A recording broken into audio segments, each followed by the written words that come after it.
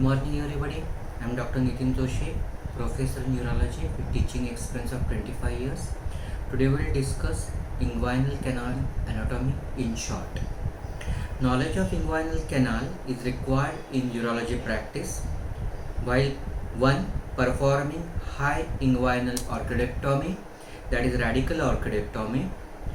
Second, while performing orchiopexy in a diagnosed case of undescended testes. Third, while performing varicocele ligation.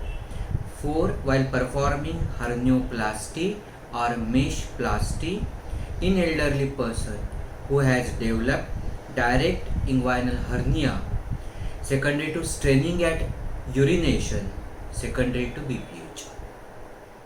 The fifth indication, while performing ilioinguinal lymph node dissection in the diagnosed case of CA penis. The inguinal canal is one weak area present in anterior abdominal wall formed due to passage of gubernaculum during descent of testes from abdomen into scrotum. It is an oblique fibromuscular passage being intramuscular in nature. It is about 5 cm, 4 to 5 cm in length, present in lower part of anterior abdominal wall, little above and parallel to medial half of inguinal ligament. This 4 cm length is for adults.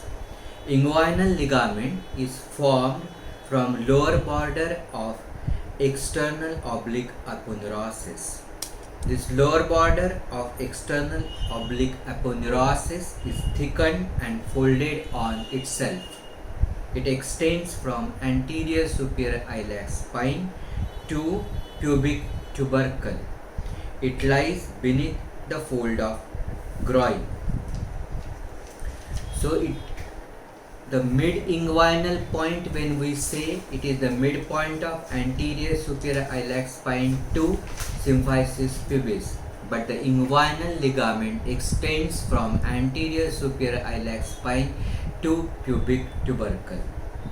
Inguinal ligament gives origin to three muscles, namely internal oblique, transversus abdominis and cremaster.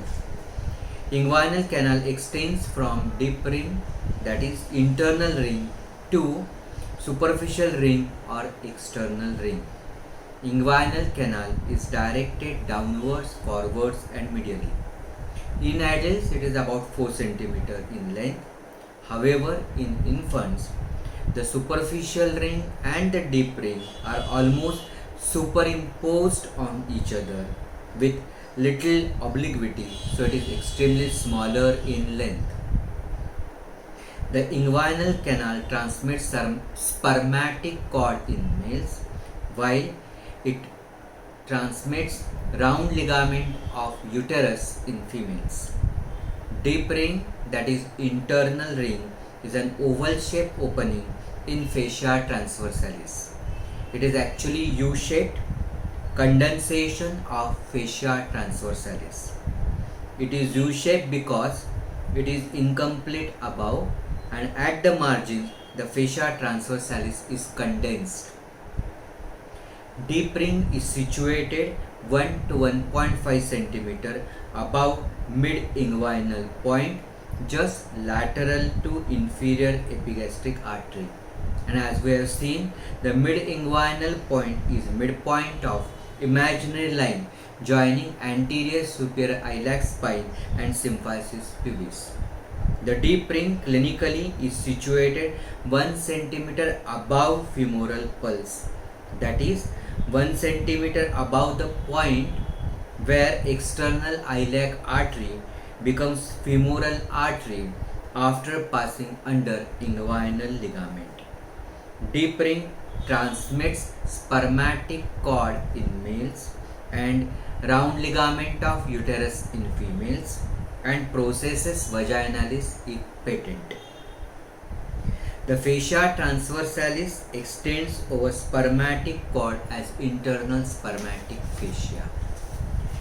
Fascia transversalis is part of abdominopelvis fascia which lines inner surface of muscle transversus abdominis. Fascia transversalis is separated from peritoneum by extraperitoneal fat. Now, external ring or superficial ring. It is a triangular shaped opening in external oblique aponeurosis. It is situated 1 centimeter above and lateral to pubic crest. It is 1 inch, that's 2.5 centimeter long, and half inch, that is 1.25 centimeter broad at the base. The medial and lateral margins of the ring or opening are called crura.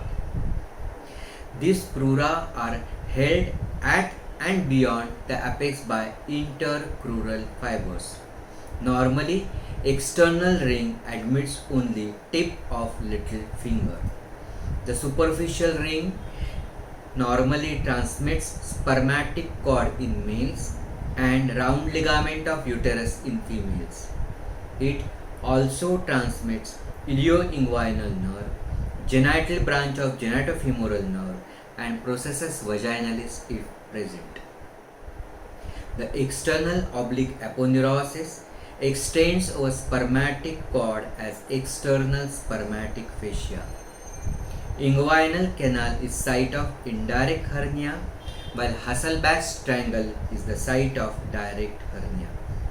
Hasselbalch's triangle is also a weak spot on anterior abdominal wall. It is bounded medially by lateral border of rectus abdominis muscle, laterally by inferior epigastric artery, and below by medial part of inguinal ligament. Anterior wall of inguinal canal is formed by skin, fatty and membranous layer of superficial fascia, and external oblique aponeurosis in its entire extent, while by fleshy fibers of internal oblique responsible for formation of the anterior wall only in lateral 1/3. These fleshy fibers of internal oblique arise from intermediate part of inguinal ligament. Posterior wall of inguinal canal is formed by peritoneum, extraperitoneal fat, thickened fascia transversalis in entire extent. On medial half, posterior wall is also formed by conjoined tendon, that is, combined fibers of internal oblique and transversus abdominis together form conjoined tendon, and medial 1/3 of posterior wall is formed by reflected part of inguinal ligament, which is also called as recovered part of inguinal ligament. Roof of inguinal canal is formed by arch fibers of internal oblique and transversus abdominis muscle, while floor is formed by upper upturned grooved surface of inguinal ligament. Thank you very much.